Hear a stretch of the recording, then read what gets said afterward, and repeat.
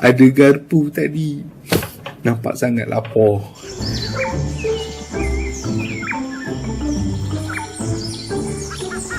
Assalamualaikum dan salam sejahtera. Kembali lagi kita dalam siri Alam dan Manusia. Saya amat berharap korang semua berada dalam keadaan sihat dan sejahtera. Saya doakan korang semua sentiasa dimurahkan rezeki dan dimudahkan segala urusan. Amin. Bagi korang yang baru terjumpa channel saya ini, saya ucapkan terima kasih. Terima kasih berbanyak kerana sudi menonton. Dan jangan lupa subscribe jika channel saya ini berjaya menambat hati anda. Siri khas kali ini, saya akan bercerita serba sedikit tentang pandemik COVID-19. Pandemik COVID-19 yang asalnya dikenali sebagai coronavirus merupakan pandemik terkini yang melanda dunia. Wabak ini dikesan pada awalnya di pertengahan Disember 2019 di Wuhan, China. Setelah langkah-langkah awal gagal menangani isu ini, maka virus ini berjaya menyebar ke seluruh dunia. COVID-19 ini merebak melalui titisan pernafasan daripada batuk ataupun bersin, sama seperti influenza. Ia mudah berjangkit walaupun seseorang itu tidak mempunyai gejala. Gejala COVID-19 ini hanya muncul setelah 5 hari, tetapi tempoh kemunculan gejala ini dianggarkan di antara 2 hingga ke 14 hari. Inilah yang mendatangkan kesukaran kerana COVID-19 ini lambat dikesan. Sebelum orang tu jatuh sakit, entah ke mana, entah berapa banyak orang yang dia dah jumpa. Bukan nak salahkan individu tertentu. Sebaik-baiknya kita ambil langkah berjaga-jaga, sediakan payung sebelum hujan, sediakan perahu sebelum air bah. Tanda-tanda awal ataupun gejala umum termasuklah demam, batuk dan sesak nafas. Pada peringkat tertentu, komplikasi mungkin termasuk radang paru-paru ataupun sindrom kesukaran pernafasan akut yang boleh terjadi. Setakat skrip ini dihasilkan, terdapat lebih kurang 30,745,942 kes dicatatkan dengan 1,079,963 kematian di seluruh dunia. Ia bukanlah satu angka yang menarik dipandang mata ataupun yang sedap didengar telinga. Di Malaysia, 3 kes pertama diumumkan pada 25 Januari oleh Menteri Kesihatan pada ketika itu, iaitu Datuk Seri Dr. Zulkifli Ahmad, mengesahkan 3 warga Cina yang masuk ke Malaysia melalui Johor dari Singapura pada 23 Januari adalah positif COVID-19. Seterusnya, bilangan pesakit positif meningkat sedikit demi sedikit sehinggalah pada 9 Mac kes ke-101 dicatatkan. Kemudian bilangan kes semakin meningkat dan tidak dapat lagi dibendung. Hal ini mengakibatkan Perdana Menteri Tan Sri Muhyiddin Yassin mengumumkan Perintah Kawalan Pergerakan selama 14 hari bermula 18 Mac hingga ke 31 Mac pada permulaannya. Selama 2 minggu itulah bermulanya norma baru dalam kehidupan rakyat Malaysia. Duduk saja di rumah dan tidak boleh keluar melainkan ada keperluan. Kemudian Perintah Kawalan Pergerakan ini dilanjutkan dengan pelbagai peringkat dan fasa sehinggalah yang terkini, Perintah Kawalan Pergerakan Pemulihan yang dijadualkan pada 31 Disember 2020. Banyak perkara yang perlu rakyat Malaysia sesuaikan sewaktu PKP.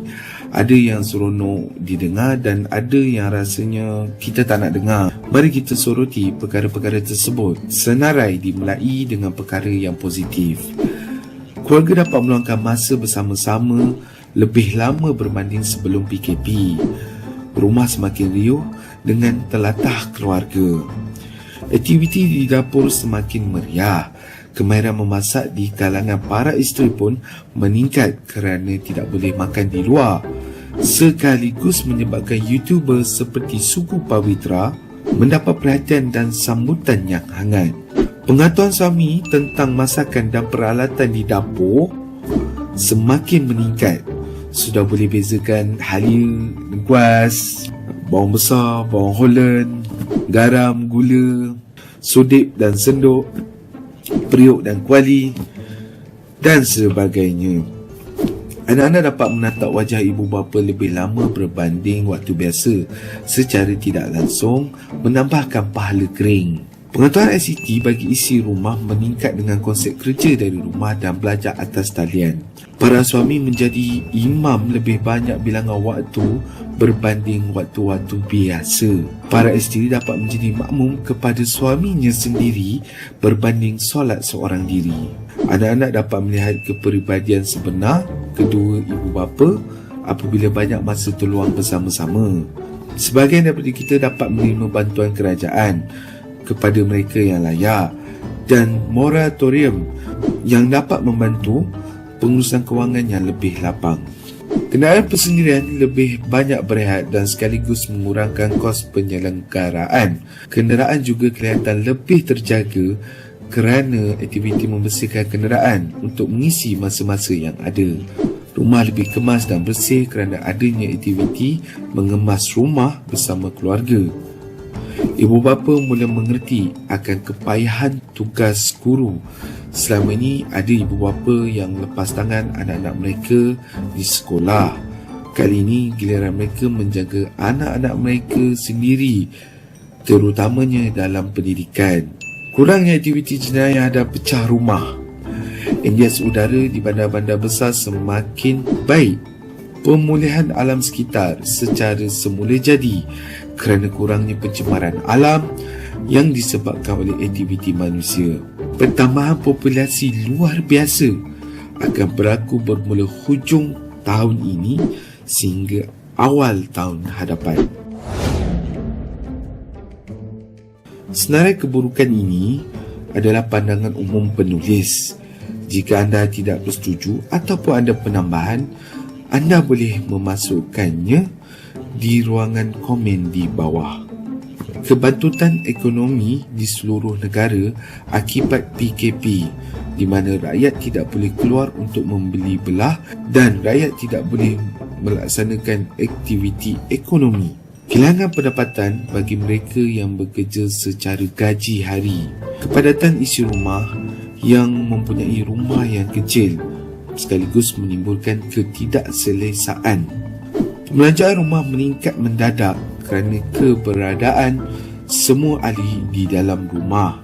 Perselisihan yang semakin meningkat, yang semakin berlanjutan akibat masalah lama dan baru yang tidak dapat diselesaikan oleh ahli keluarga. Kes penderaan meningkat sekaligus kes penceraian juga meningkat. Sebenarnya macam tidak kena-mengena kerana kes penceraian sentiasa berlaku. Tapi apabila ada perselisihan faham yang tidak diselesaikan, diselangi pula dengan kes penderaan, maka tak mustahil kes penceraian meningkat. Hal ini juga berlaku di China. Rutin yang sama setiap hari akan memberikan kesan psikologi dan emosi kepada isi rumah.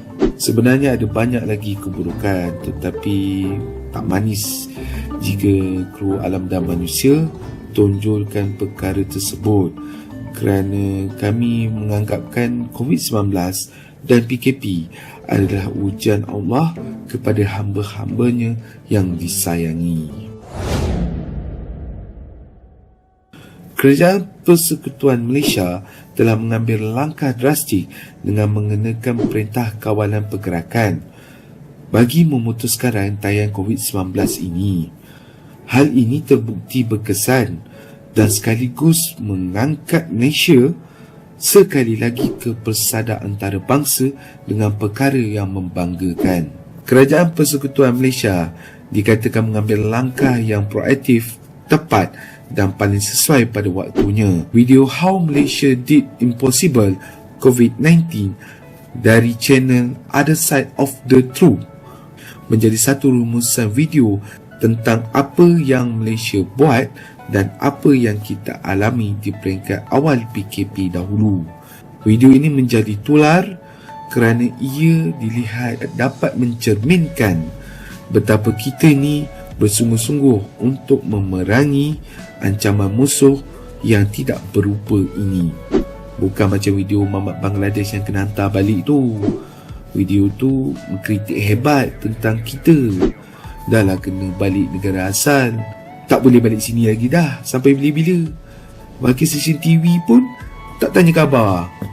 Tanggunglah nak buat macam mana kan. Sehingga skrip ini dihasilkan, penulis mendapati tiada satu vaksin pun yang boleh dikatakan mencegah COVID-19 ini. Cuma ada beberapa berita berkisar tentang COVID-19 ini. Di antaranya, Malaysia akan menjadi negara pertama mendapat keutamaan menerima vaksin COVID-19 dari China yang dijangka siap sepenuhnya pada akhir tahun ini. Vaksin berkenaan dijangka diterima sebaik sahaja negara China selesai menjalankan ujian klinikal terakhir pada hujung tahun ini. Berita kedua mengenai Rusia telah mengumumkan vaksinnya telah mendapat kelulusan. Namun ia menimbulkan kebimbangan dalam kalangan saintis barat mengenai kekurangan data keselamatan bahawa menggunakan vaksin ini boleh membahayakan. Rusia mengecam kritikan itu kerana ia dilihat sebagai usaha melemahkan penyelidikan Rusia. Ada satu video yang ditemui oleh penulis berkenaan penawar semula jadi COVID-19 ini. Video tersebut daripada Dr. Nordin Darus. Saya tak nak mengulas lanjut berkenaan video ini. Anda boleh lihat video ini, pautannya ada di ruangan description di bawah ini. Filem ini mengisahkan tentang bencana yang berlaku di Korea Selatan pada tahun 2013 yang ditulis dan diarahkan oleh Kim Sung-soo. Filem ini berkisah tentang wabak penyakit H5N1 yang membunuh mangsanya dalam tempoh 36 jam.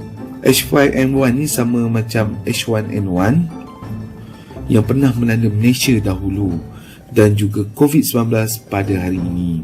Saya sendiri sudah menonton filem ini. Situasi filem ini sangat sama dengan situasi di seluruh dunia hari ini. Tetapi namanya pun filem, mestilah ada art sikit, nak nampak gempak. Jika anda berpeluang, carilah filem ini. Bagus untuk tontonan umum dan dapat menambah pengetahuan tentang apa yang sepatutnya kita lakukan jika bencana ini tiba-tiba mendatang.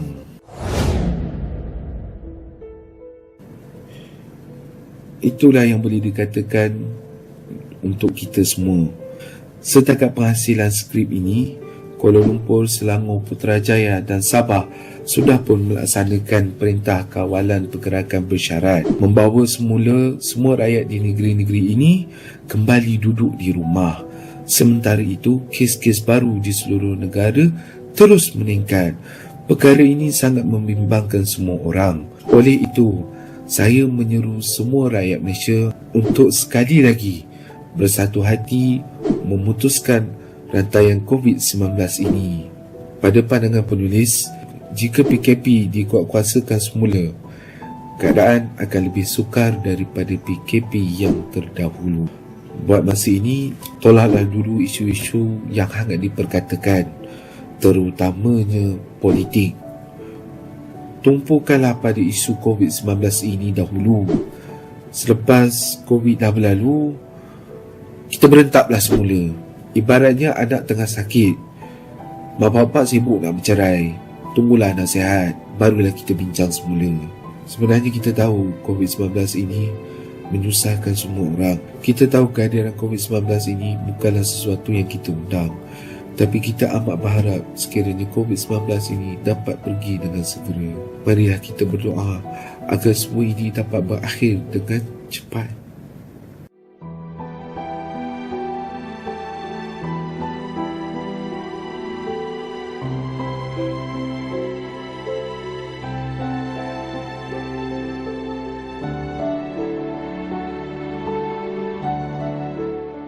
Jika anda suka dengan video ini, jangan lupa tekan butang like.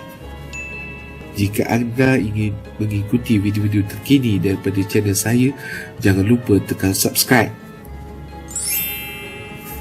Dan jika video ini bermanfaat, jangan lupa tekan butang share dan kongsikan dengan rakan-rakan anda yang lain.